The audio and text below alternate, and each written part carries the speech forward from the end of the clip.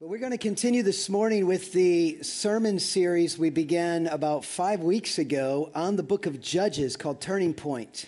Und heute wollen wir die Predigtreihe weiterführen, die wir schon vor ein paar Wochen begonnen haben. Und zwar über den Wendepunkt geht es, um das Buch Richter. We have been looking at the book of Judges and looking at different judges that ruled in Israel 3,500 years ago.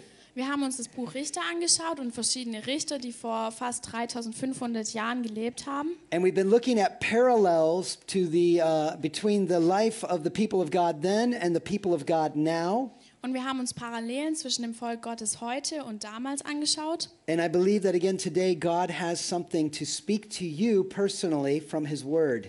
Und ich glaube auch, dass Gott heute ganz persönlich zu dir sprechen möchte. But I believe he's not also just speaking to you as an individual, but also to us collectively as a church. Aber ich glaube, er will nicht nur zu dir persönlich sprechen, sondern auch als Ganzes, als Gemeinde möchte er heute zu uns sprechen. And we're going to be talking about the process of negotiation today. Und heute möchten wir über das Verhandeln sprechen. How many of you like to negotiate? Wer von euch verhandelt denn gerne? Who likes to barter or get a good deal? You like to go to flea markets? Wer geht denn gerne zum Flohmarkt und macht irgendwie da Handel? How many of you, that just stresses you out? You just want to know the price and that's it. Und wen stresst das ganz schön? Ihr wollt einfach nur den Preis wissen und gehen. I like to barter. I like to negotiate. Ich mag das eigentlich ganz gerne, so zu verhandeln. I also like board games where there's negotiation going on, like Monopoly or Settlers of Catan. Und ich mag auch ganz gerne so Brettspiele, wo man verhandeln muss, zum Beispiel Monopoly oder Siedler von Catan. Any other settler players here? Jemand anderes, der es auch gerne Yeah, a spielt. few of you. Yeah, you collect the different resources that you need. Also man sammelt so die verschiedenen Ressourcen, die man braucht. I've got wool and you've got bricks. Ich habe die Wolle, du hast die Steine. And I need to build a road and I say, you want to trade? You want to negotiate? Und ich will eine Straße bauen und sage so, hey, willst du mit mir verhandeln? And you look at me and say, build a nice road out of wool. Und du schaust mich an und sagst, hey, bau dir doch eine schöne Straße mit deiner Wolle. Yeah, you don't want to negotiate. So, du möchtest nicht mit mir verhandeln. Well, we want to look at a text where there's a lot of negotiation going on, and I believe God wants to speak to you through that this morning. Und wir wollen uns heute Morgen einen Text anschauen, wo es ganz viel ums Verhandeln geht. Und ich glaube, dass Gott zu dir sprechen möchte heute Morgen. We're going to compare two different judges at the end of the message. Und am Ende wollen wir zwei verschiedene Richter vergleichen. Because I believe it's important to understand the story of Jephthah in light of the story of Gideon. Denn ich denke, es ist wichtig, dass wir die Geschichte von Jephthah im Hintergrund der Geschichte von Gideon verstehen. And we're going to look at this man named Jephthah that the Lord uses to deliver his people in Judges chapter 11. Und wir wollen uns diesen Mann Jephthah anschauen, den Gott benutzt, um sein Volk zu befreien, in Kapitel 11. And we're going to see some comparisons between the way he responded to the situation and how Gideon did. Und wir wollen uns anschauen, die Unterschiede zwischen ihm und wie Gideon auf Gott reagiert hat. And we're going to look at the whole story of Jephthah, even though it's a little long. Und obwohl es ziemlich lang ist, wollen wir uns die ganze Geschichte von Jephthah heute Morgen anschauen. Because I believe it's important to understand the story in its entire context. Denn ich denke, es ist ganz wichtig, dass wir die Geschichte im kompletten Kontext verstehen. And it's important to understand the story of Jephthah and its place in the context of the book of Judges. Und ich denke, es ist auch wichtig, dass wir die Geschichte von Jephthah im Kontext von dem ganzen Buch Richter verstehen. So I've printed out the scripture that we're going to read today for you. Ich habe die Stelle ausgedruckt heute, die wir anschauen It's wollen. longer, it's not going to be on the screen. You can just read along in English or German on the paper. Es ist relativ lang, deswegen ist es nicht auf dem Bildschirm und ihr könnt es auf eurem Blatt anschauen. So strap on your seatbelt and Also let's go. schnallt euch an. In Judges chapter 11 verse 1, that's where we're going to start. Also wir fangen an in Richter Kapitel 11. Now Jephthah of Gilead was a mighty warrior. He was the son of Gilead, but his mother was a prostitute. Gilead's wife also had several sons, and when these half-brothers grew up, they chased Jephthah off the land. You will not get any of our father's inheritance, they said, for you're the son of a prostitute. So Jephthah fled from his brothers, and he lived in the land of Tob. Soon he had a band of worthless rebels following him. And at about this time, the Ammonites began their war against Israel. When the Ammonites attacked the elders of Gilead sent for Jephthah in the land of Tob. And the elders said, "Come and be our commander. Help us fight the Ammonites." But Jephthah said to them, "Aren't you the ones who hated me and drove me from my father's house? Why do you come to me now when you're in trouble?" "Because we need you," the elders replied. "If you lead us in battle against the Ammonites, we will make you ruler over all the people of Gilead." And Jephthah said to the elders, "Let me get this straight. If I come with you, and if the Lord gives me victory over the Ammonites, will you really make me ruler over all the people?" "And the Lord is our witness," the elders replied. "We promise to do whatever you say." So Jephthah went with the elders of Gilead, and the people made him their ruler and commander of the army. Then we skip ahead to verse 12 there. It says, "Then Jephthah sent messengers to the king of Ammon, asking, 'Why have you come out to fight against my land?' And the king of Ammon answered Jephthah's messengers, 'When the Israelites came out of Egypt, they stole my land from the Arnon River to the Jabbok River and all the way to the Jordan. Now then, give back the land peaceably.' So Jephthah sent this message to the Ammonite king. 'This is what Jephthah says: Israel did not steal any land. It was the Lord, the God of Israel, who took away the land from the Amorites and gave it to Israel. Why then should we give it back to you?' Verse 24, Vers 24. 'You keep whatever your God Chemosh gives you, and we will keep whatever the Lord our God gives us. Therefore I have not wronged you, but rather you have wronged me by attacking me. Let the Lord who is judge decide today which of us is right, Israel or Ammon.' But the king of Ammon paid no attention to Jephthah's message. And at that time the Spirit of the Lord came upon Jephthah, and he led an army against the Ammonites. And Jephthah made a vow to the Lord. He said, 'If you give me victory over the Ammonites, I will give to the Lord whatever comes out of my house to meet me when I return in triumph. I will sacrifice it as a burnt offering.' So Jephthah led his army against the Ammonites, and the Lord gave him victory." Vers 34, verse 34. "When Jephthah returned home to Mizpah, his daughter came out to meet him, playing on a tambourine and dancing for joy. She was his one and only child. He had no other sons or daughters. And when he saw her, he tore his clothes in anguish. 'Oh, my daughter,' he cried out, 'you have completely ruined me. You've brought disaster on me, for I have made a vow to the Lord, and I cannot take it back.'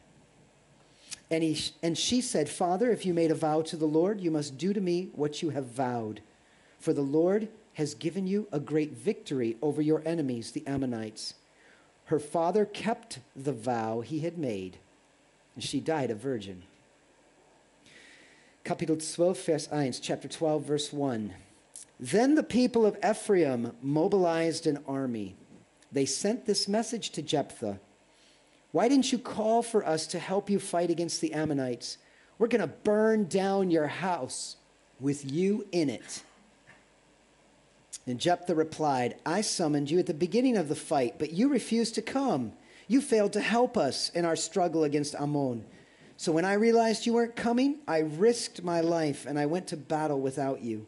And the Lord gave me victory over the Ammonites. So why have you now come to fight with me?' And the people of Ephraim responded, 'You men of Gilead are nothing more than fugitives from Ephraim and Manasseh.' So Jephthah gathered all the men of Gilead and attacked the men of Ephraim and defeated them. And in all, 42,000 Ephraimites were killed at that time. And Jephthah judged Israel for 6 years. And when he died, he was buried in one of the towns of Gilead." That is a long and very disturbing story. Das ist eine sehr lange und auch etwas verstörende Geschichte.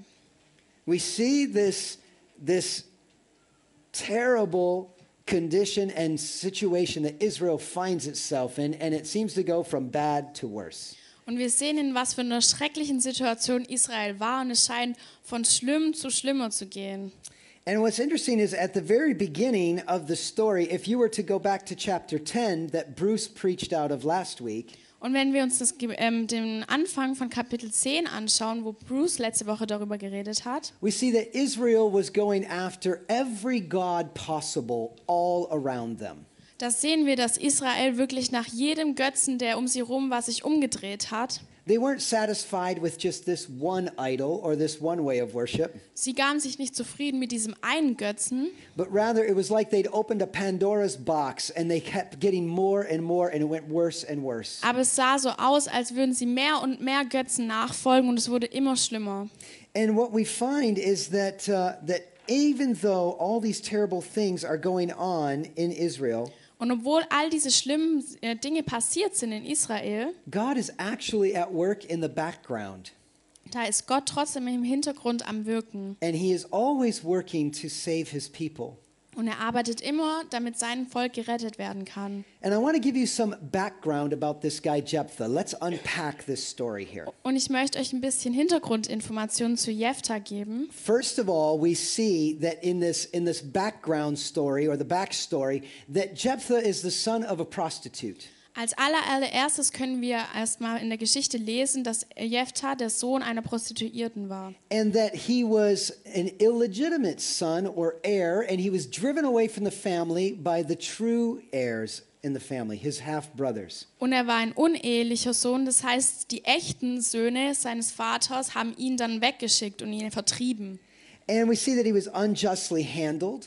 Und er wurde ungerecht behandelt, Because actually the law at that time did not prohibit him from inheriting. denn eigentlich hatte dieses Gesetz, was damals herrschte, ihn überhaupt nicht davon abgehalten, auch Erbe zu werden seines Vaters. But it was just good old-fashioned shame and jealousy at work. Aber es war einfach Neid und ja, Vorurteile, die da gerade vorhanden waren. But for him to be disinherited, the elders had to agree to this. Aber damit er enterbt werden konnten, mussten die Ältesten zustimmen.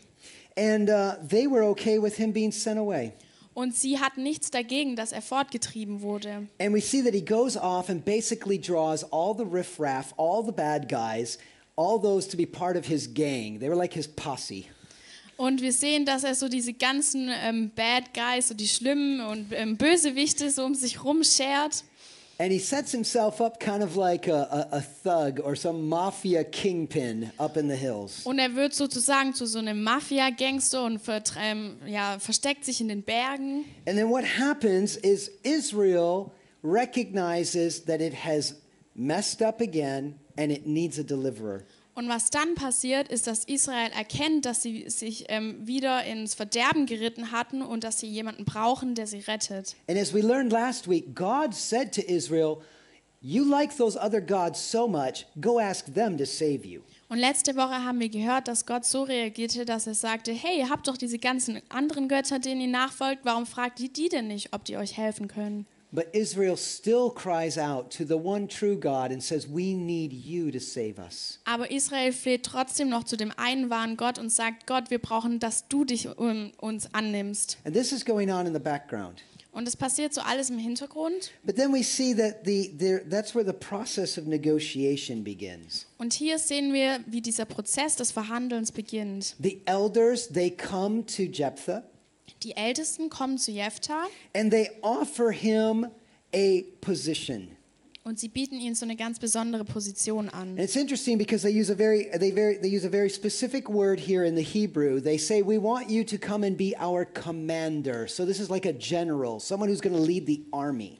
Und sie kommen hier mit einem ganz bestimmten Wort, und zwar sagen sie, dass wir wollen, dass du unser Heerführer wirst. Das heißt, dass du die Armee leitest. But it's a military position. It's a military title. Allerdings ist es eine militärische Position, also ein militärischer Titel. And Jephthah rejects it because he doesn't trust these guys. Und Jephthah möchte das nicht, weil er den Menschen nicht vertraut. He says, "You're the ones that kicked me out. You sent me away. Und er sagt zu ihnen, hey, ihr wart doch die, die mich fortgeschickt haben. And you want me to come back. Und ihr wollt, dass ich zurückkomme And you want me to be your ruler." und dass ich euer Oberhaupt werde. You see how the negotiation's going on here? Seht ihr da, wie er gerade hier He uses verhandelt? a very specific Hebrew word here that means something like a lower king or the ruler. It's a political term saying, "I'll be the boss." Und er verwendet hier ein anderes hebräisches Wort, was mehr bedeutet so etwas wie ein Oberhaupt oder so eine Position, die eines Königs gleicht. Probably it was a position that could be inherited. Wahrscheinlich war es so eine Position, die weitervererbt werden konnte It's probably a position that he could then give to his sons. und die er seinen Söhnen weitervererben konnte. It was his way of getting back into the community. Und es war so sein Weg, wie er versuchte, zurück in die Gemeinschaft zu kommen. It's also his way to show them who really comes out on top. Und auch ihnen zu zeigen, wer letztendlich der Gewinner sein würde. And in the end, they're willing to do this, and they say, yes, come and be our military leader, but also be our ruler. We will submit to you. Und letztendlich stimmen sie dem zu und sagen ihm, ja, sei unser Anführer, aber auch unser Oberhaupt.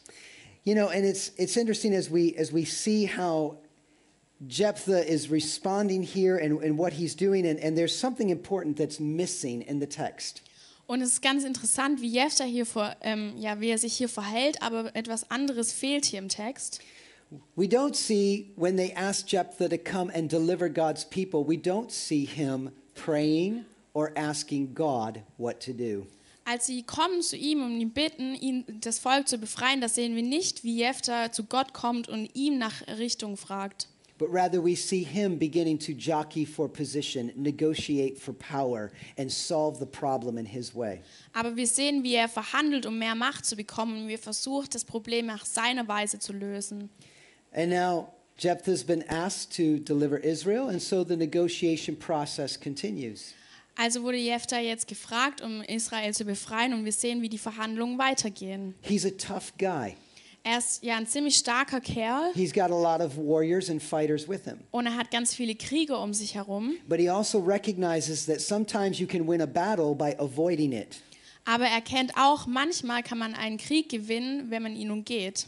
And so he sends negotiations to the Ammonite king. Und so versucht er, die Verhandlungen mit dem Ammoniterkönig zu beginnen. He says, we don't need to be fighting with each other. Und er sagt, hey, wir müssen doch gar nicht miteinander kämpfen. Why are you attacking us? Warum greift ihr uns denn an?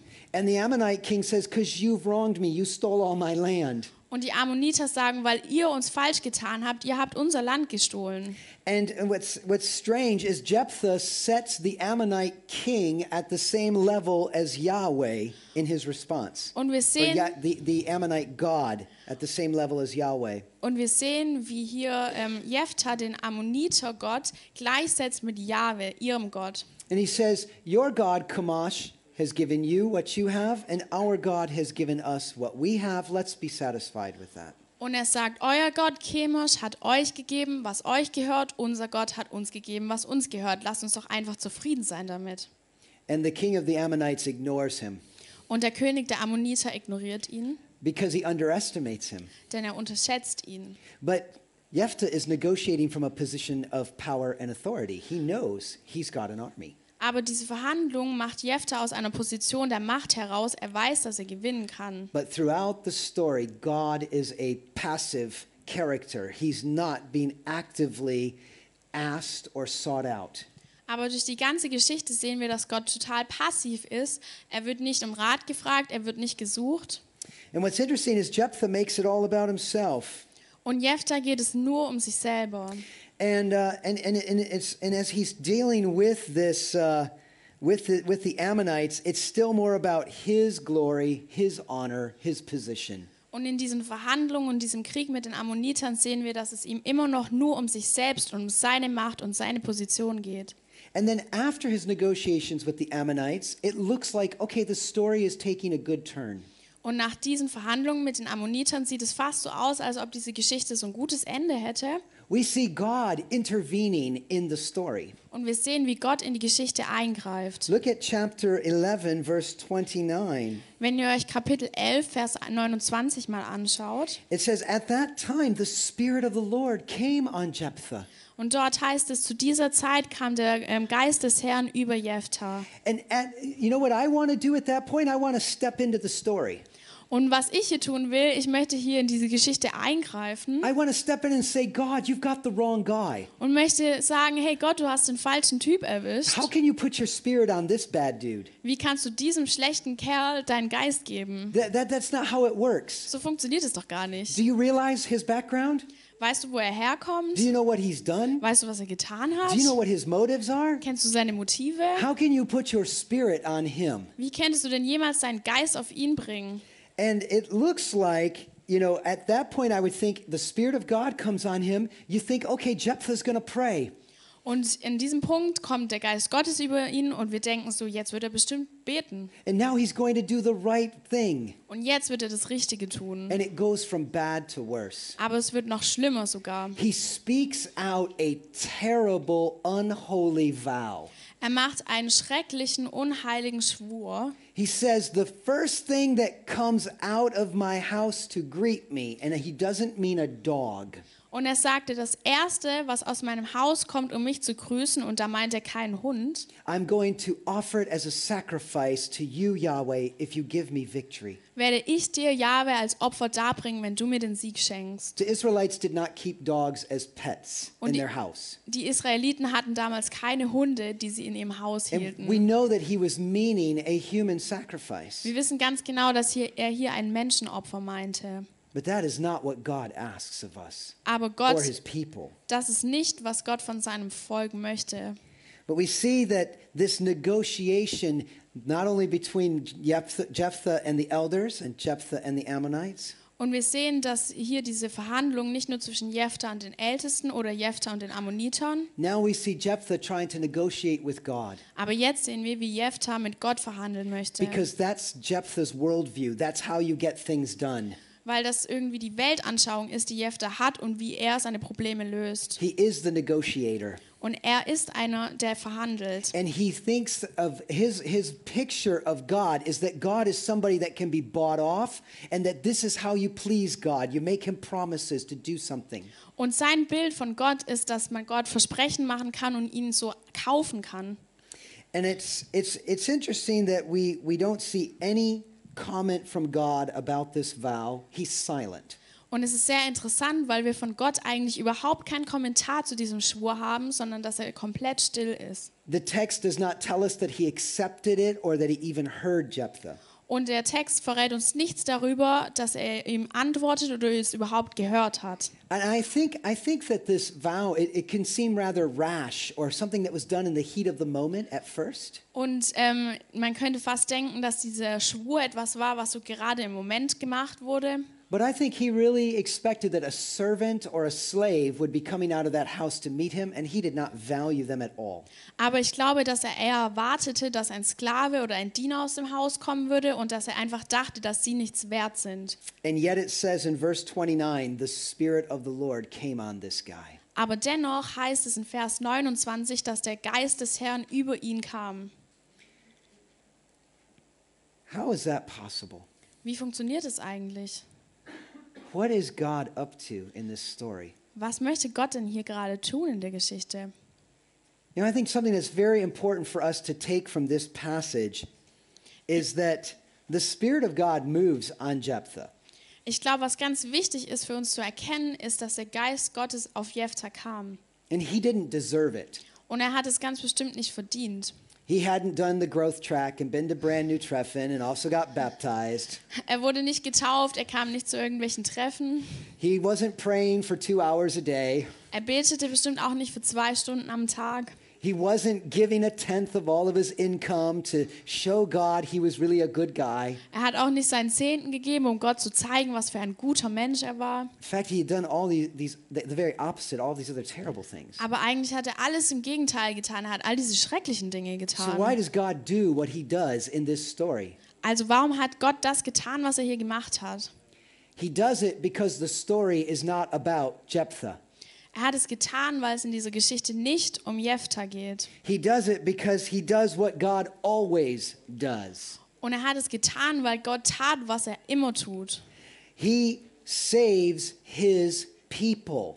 Er rettet sein Volk. What's most important in the book of Judges for us to see is not that God is endorsing all of these people with bad character. Und was wichtig ist im Buch zu sehen, ist nicht, dass Gott all diese Menschen annimmt und auferhebt, weil sie so einen guten Charakter hatten. And all of these terrible things that they do because they are people.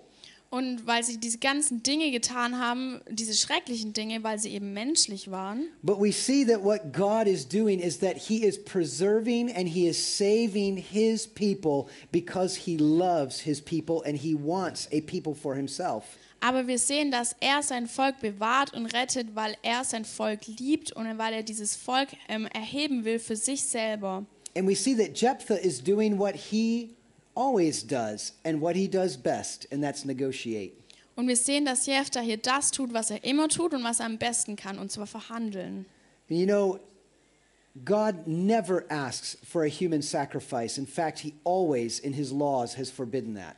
Und Gott fragt nie nach einem Menschenopfer und ganz im Gegenteil, er hat es sogar verboten in seinem Gesetz. The evil that Jephthah does reflects the evil in Jephthah's heart, not God's character. Und das Böse, das Jephthah tut, reflektiert das Böse in seinem Herzen und nicht Gottes Charakter. Salvation cannot be bought. Rettung kann nicht gekauft werden. God cannot be bought off. Und Gott kann auch nicht gekauft werden. Do you know how many times do we try to negotiate with God? Wie oft versuchen wir, mit Gott zu verhandeln? We make our promises, Und wir machen Versprechen we make our pledges, und wir machen so and Schwüre we think, oh, he'll like this one. und wir denken so, hey, das gefällt ihm bestimmt. Someone else did this and they got blessed this way, so that must motivate God. I'm going to do that too. Und jemand anderes hat es getan und der wurde dann gesegnet. Das muss bestimmt funktionieren bei Gott, also werde ich das auch tun. You know, I remember when I first started learning German, Ich weiß noch ganz am Anfang, als ich angefangen habe, Deutsch zu this lernen. beautiful, wonderful language that was so easy to learn. Diese wunderschöne Sprache, die so einfach zum Lernen war. Oh, das war ganz einfach. So einfach. Ich ermutige euch allen, ja, die noch nicht so gut Deutsch sprechen können. All those of you that can't speak such good German, you know, yet you're on your way, but you can learn it. Yes? Also ihr schafft das alle. But I remember saying to God, if you will just help me learn this language, just help me understand 1, 2, 3. It's just that. 1, 2, 3. Just help me with that. Und ich habe zu Gott gebetet und ihm gesagt, hey, wenn du mir einfach nur hilfst, diese Sprache zu verstehen und mir zu helfen, zu verstehen, was 1, 2, 3 bedeutet, I'll do whatever you want. dann tue ich alles, was du I'll be willst. whatever you want me to be. Und ich werde alles, was du von mir möchtest. I'll go wherever you want me to go in this Und world. ich gehe überall in der Welt hin, wo du mich haben willst. Just don't send me to, I don't know, I had a list, you know. Bring mich nur nicht da und da und dahin. But I tried to make deals with God. Aber ich habe versucht, so Deals mit Gott zu machen. You know, it's funny when we try to make deals with God about learning a language or something that has to do with our academics. Und es ist ganz lustig eigentlich, wenn wir solche Deals machen, um irgendwie eine Sprache zu lernen oder irgendwas mit unserem Studium. But how many times do we try to make deals with God when it has to do with our family or relationship or health? Und wie oft versuchen wir solche Deals mit Gott zu machen, wenn es um unsere Familie geht, unsere Gesundheit. And we say, God, I'll do this for you and I'll do that for you if you'll only bless me in this way. Und wir sagen Gott, hey, ich werde das und das für dich machen, wenn du mich nur in diesem Bereich segnest. As if God was this great celestial or heavenly vending machine that we could just put that money in and we get something out. Als ob Gott so ein Automat wäre und wir können einfach nur Geld reinschmeißen und dann bekommen wir, was wir wollen.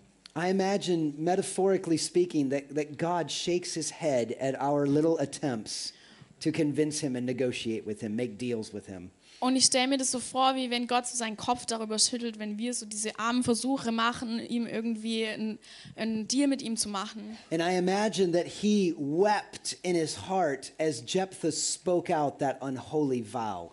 Und ich glaube auch, dass er darüber getrauert hat, als Jephthah diesen unheiligen Schwur getan hatte. God never asked him for such a vow. Gott hatte ihn niemals danach gefragt. God didn't accept such an offering. Und er hat dieses Opfer auch nicht akzeptiert. And he hated what that man did Und because it contradicted his very character and nature. Er hasste, was dieser Mann getan hatte, weil es eigentlich genau das Gegenteil von dem war, wie sein Charakter war. And it goes on in the story, and the story continues to go from bad to worse. Und die Geschichte geht weiter und es wird immer schlimmer. At the end of the story, the Ephraimites show up. Und ganz am Ende kommen die Ephraimiter, The Ephraimites are not an enemy people. und sie waren kein feindliches Volk, These are his cousins. sondern seine Cousinen, These are his brothers, seine Brüder, his family. seine Familie. They are the people of God.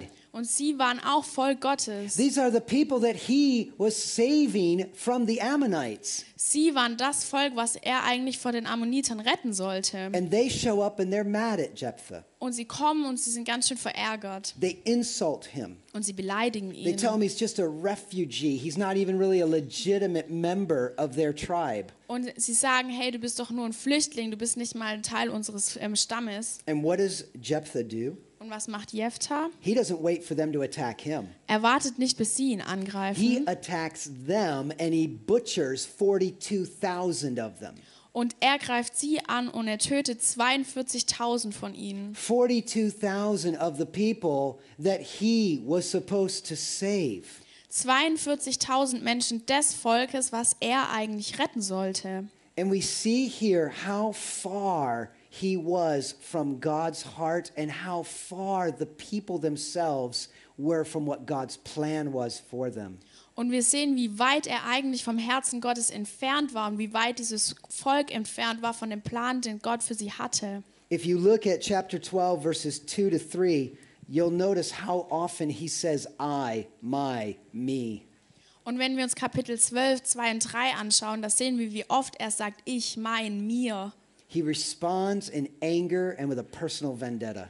Und seine Antwort darauf ist einfach nur Wut und Blutrache. So what do we make of this horrible story? Was können wir jetzt für uns aus dieser schrecklichen Geschichte überhaupt rausziehen? And what are some of the Schlussfolgerungen here? What's happening? What can I even get out of this? Was passiert denn da überhaupt? Was kann ich denn da für mich herausnehmen? And, you know, it's interesting. I mentioned at the beginning, I want to compare him to another judge. Und es ist sehr interessant. Ich habe am Anfang schon erwähnt, dass ich ihn gern mit einem anderen Richter vergleichen möchte. If you've been here the last couple weeks or you've ever read the book of Judges before, you've probably heard of a guy named Gideon. Und wenn ihr die letzten Wochen schon hier wart oder das Buch Richter schon mal gelesen habt, dann kennt ihr wahrscheinlich Gideon. Gideon is one of the early judges. Und Gideon war einer der früheren Richter gewesen. And when we understand Gideon's story, it helps us to better understand Jephthah. Und wenn wir die Geschichte von Gideon verstehen, dann hilft es uns, die Geschichte von Jephthah zu Not verstehen. because Gideon is dependent on Jephthah, but Jephthah's story has to be viewed in the context of the whole book and of Gideon's story. Nicht, weil Gideon irgendwie die Geschichte von Gideon auf der Geschichte von Jephthah aufbaut, aber weil wir die Geschichte von Jephthah im Zusammenhang mit Gideon sehen müssen. The piece of paper that I printed out for you has the references for the story of Gideon. You can look at that later today. Auf dem Blatt, da könnt ihr auch die Stellen sehen, wo es um Gideon geht, und da könnt ihr heute später noch nachlesen. But what's interesting is only 2 people in the book of Judges were called mighty warriors. Aber es ist sehr interessant, dass nur 2 Menschen im Buch Richter mächtiger Krieger genannt werden. You know, and you might notice tapfer Held, you know, or mighty warrior, and there were only 2 people, and that's Gideon and Jephthah. Und es gab eben nur 2 dieser Menschen, die so genannt wurden, und zwar Gideon und Jephthah. What's interesting is that Gideon, at the very beginning, we find him as a coward. He's hiding in a wine press, and he's scared. Und Gideon sehen wir am Anfang, wie er eigentlich ein totaler Feigling ist und wie er sich in einer Weinpresse versteckt und total ängstlich ist. And an angel shows up and says, "Hail, mighty warrior." Und ein Engel erscheint ihm und nennt ihn mächtiger Krieger. And Gideon does this. Und Gideon schaut sich so um Who, me? und fragt, hey, was, ich? And God is the one who addressed him in this way. God is who called Gideon a mighty warrior. Und Gott ist derjenige, der Gideon diesen Namen gegeben hat. Gott nennt ihn einen mächtigen Krieger. And his immediate response is, God, I need your help. How do I do what you're asking me to do? Und seine erste Antwort darauf ist, dass er sagt, Gott, hey, ich brauche deine Hilfe. Wie soll ich das tun? He wins a victory for Israel, just like Jephthah. Und er gewinnt einen Sieg für Israel, genauso wie Jephthah. He also had a conflict with these Ephraimites. Und er hat auch einen Konflikt mit diesen Aphamitern. They're everybody's favorite cousin. Sie sind der Lieblingsgesang von jedem. But he doesn't take his own honor as the main issue with these people. Aber bei ihm geht es in diesem Konflikt nicht um seine eigene Ehre. Because he knows that God is not acting on his behalf. It's not all about Gideon. Denn er weiß, es geht Gott nicht nur um ihn. He recognizes that God raised him up to deliver the people. Und er erkennt, dass Gott ihn erhoben hatte, um sein Volk zu retten. And when the Ephraimites show up and want to beat him up, Und als die Ephraimiter kommen und ihn strafen wollen, they were also late for the battle in that story as well. bei dieser Geschichte kamen sie schon wieder zu spät zum Kampf. Gideon humbles himself and says, we should be at peace. We should not be fighting with one another. Da macht Gideon sich selbst klein und sagt, hey, wir sollten im Frieden leben und wir sollten nicht miteinander kämpfen. Even though he had a reason to be offended. Obwohl er sich eigentlich beleidigt hätte fühlen können. Now, was Gideon perfect? War Gideon perfekt? No, if you read the end of the story, he makes big mistakes too, makes an idol, and everybody falls into sin again. Wenn wir uns die Geschichte anschauen, dann macht auch er am Ende Fehler, er macht einen Götzen und jeder fällt wieder in die Sünde zurück. But throughout the entire story of Gideon, God is actively involved. Aber in der gesamten Geschichte von Gideon sehen wir, dass Gott ein aktiver Teil der Geschichte ist. And Gideon is actively obeying God and doing what he asked him to do and trusting him. Und Gideon ist immer wieder gehorsam und tut, was Gott von ihm möchte. And recognizing the bigger picture, it's about God saving his people. Und er kennt das größere Bild, und zwar, dass es Gott darum geht, sein Volk zu retten. Jephthah was also called a mighty warrior, Jephthah wurde auch mächtiger Krieger but genannt. not by God, but by the elders. Aber nicht von Gott, sondern von den Ältesten. His praise and his recognition came from the people. Und sein Lob kam von den Menschen um ihn He herum. trusted in his own strength and he considered himself a great warrior. Er vertraute in seine eigene Kraft und er nannte sich selber mächtiger Krieger. He wasn't hiding. He'd gone off and conquered his own area, his own land. Und er hatte sich nicht versteckt, sondern er war losgegangen und hatte selbst sein eigenes Land für sich zurückerobert. He negotiates for himself and for his own future. Und er handelt für sich selbst und für seine eigene Zukunft. And he uses God simply as a prop or as a good luck charm. He was not dependent upon his strength. Und eigentlich benutzt Gott eher nur als Requisite und er hat sich nicht auf seine Kraft verlassen. And he made an unholy vow. Und er machte diesen unheiligen Schwur And instead of repenting of it and turning from it, he still followed through with it. und anstatt umzukehren und es nicht zu tun, tat er es. He was so far from God, he didn't even know who God really was and what God was like. Und er war so weit entfernt von Gott, dass er nicht mal wusste, wer Gott war. And yet, we see that God is not endorsing his actions or endorsing Jephthah's character. Aber dennoch sehen wir, dass Gott nicht zufrieden war mit dem Charakter von Jephthah. And yet he still put his spirit upon him to use him to deliver his people. Aber dennoch gab er ihm seinen Geist, und zwar, um sein Volk zu befreien. You know, it's funny how sometimes people will say things like, well, God can even speak through a donkey. Und es ist ganz lustig, wie Menschen manchmal sagen, ja, Gott kann selbst durch einen Esel sprechen. Because that's from a story in the Bible. Denn da geht es um eine Geschichte in der Bibel. So we shouldn't be surprised that God even uses a bad guy. Und so sollten wir eigentlich nicht überrascht sein, dass Gott sogar so einen bösen Kerl benutzt. Because he's got a bigger plan and a bigger picture. Denn in er mind. hat einen größeren Plan im Kopf. But Jephthah took personal offense at his cousins and what they had to say, the Ephraimites. Und Jephthah fühlte sich persönlich angegriffen bei den Dingen, die seine Brüder, seine Cousinen gesagt hatten. He took his own destiny into his hands, Er hat sein eigenes Schicksal in die Hand genommen. and he failed to recognize what God's true purpose was in saving his people. Aber er kannte eigentlich nicht, was der wahre Zweck darin war, dass Gott sein Volk befreien wollte. And I've already asked you, or I've already given you an example from my own life, but I'm asking the question, how often do we try to make deals with God? Und ich habe euch schon ein Beispiel aus meinem Leben gegeben, aber ich möchte auch euch fragen, wie oft versuchen wir das denn zu tun? How often do we follow in these same footsteps? Maybe we don't make such a terrible, unholy vow like Jephthah, Wie oft tun wir das Gleiche? Vielleicht ist es nicht so extrem und nicht so ein unheiliger Schwur wie bei Jephthah. but how often are we doing something that is just as unpleasing to God? Aber wie oft tun wir so etwas, was Gott genauso wenig gefällt? How often do we lose sight of the bigger picture and it just becomes about us and our future and our destiny, our needs? Und wie oft verlieren wir eigentlich dieses größere Bild aus den Augen und fokussieren uns nur auf uns selber und was wir jetzt gerade brauchen? You know, we will all end up getting offended at some point or another. Wir können davon ausgehen, dass wir alle mal irgendwann angegriffen werden von jemandem. You know, we're in a large group of people here. Somebody's going to step on your toes. Ich meine, wir sind hier in einer großen Gruppe von Menschen und irgendwie wird es immer mal vorkommen, dass man gegeneinander gerät. And the question for us as the people of God, as the body of Christ, Und die Frage an uns als den Leib Christi ist, what are we putting first? was werden wir an erste Stelle stellen? Is it just me and myself, or am I thinking about the community, about the body, about his church? Und geht es mir nur um mich selbst oder denke ich an die Gemeinschaft und seinen Leib? You know, am I going to just kind of tuck that away and say, okay, I will humble myself, and even though I have right to be offended, I'll put it away?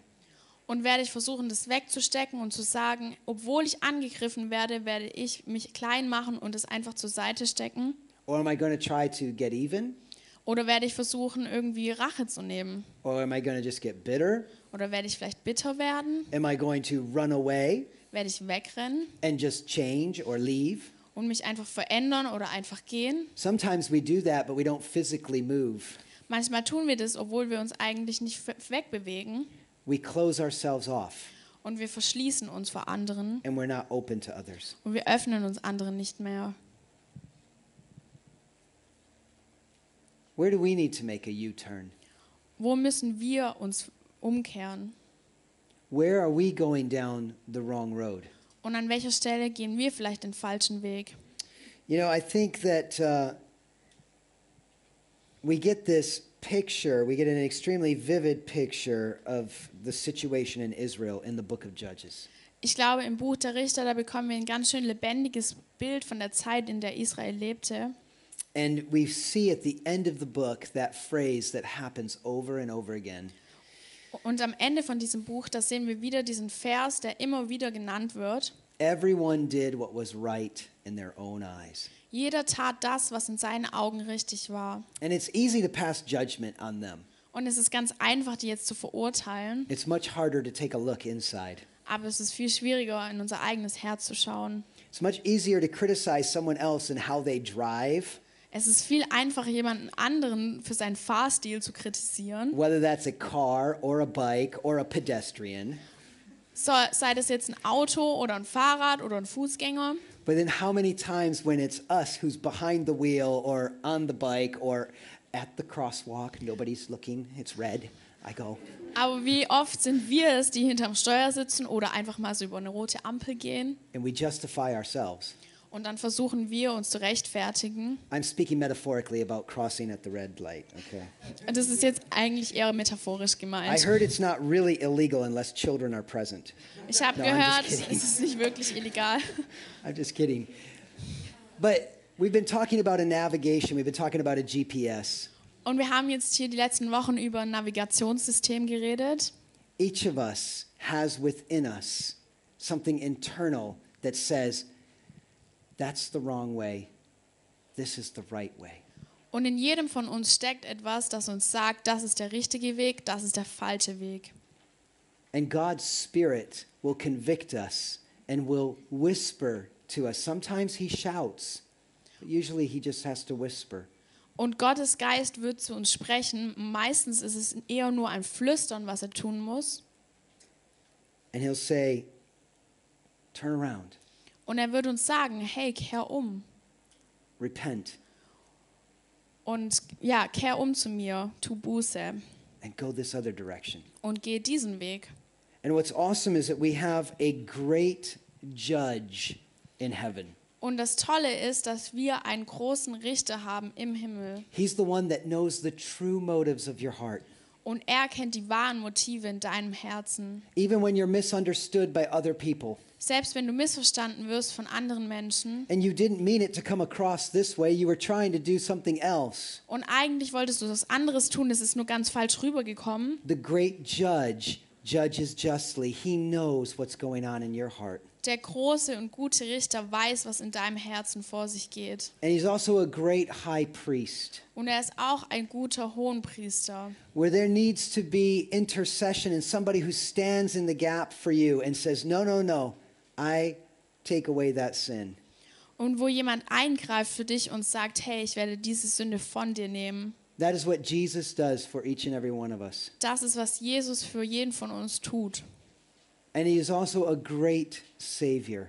Und er ist auch ein großer und guter Retter. If you're stuck in a situation today and you don't know how to get out, Und wenn ihr irgendwie feststeckt in einer Situation und nicht wisst, wie ihr da wieder rauskommen könnt, where things are broken and you don't know how to fix it, und wo Dinge zerbrochen sind und ihr wisst nicht, wie ihr wieder heil werden and you've könnt, tried and you've tried and you've tried, und ihr habt immer wieder versucht und versucht, he's the one who can rescue you today.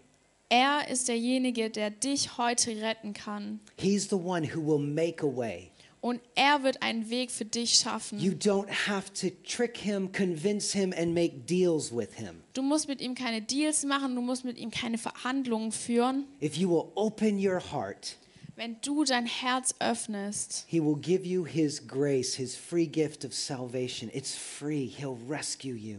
dann wird er dir seine Gnade geben und dieses kostenlose Geschenk der Gnade, er wird dich retten. And you might say, well, I've already done that, Und vielleicht sagst du, hey, das habe ich doch schon getan. but I found myself in another sticky situation. Und dann kam ich gleich in die nächste schlimme He's a Situation. God of second chances who will come and rescue you. Er ist auch ein Gott der zweiten Chancen und er wird kommen und dich retten. Amen.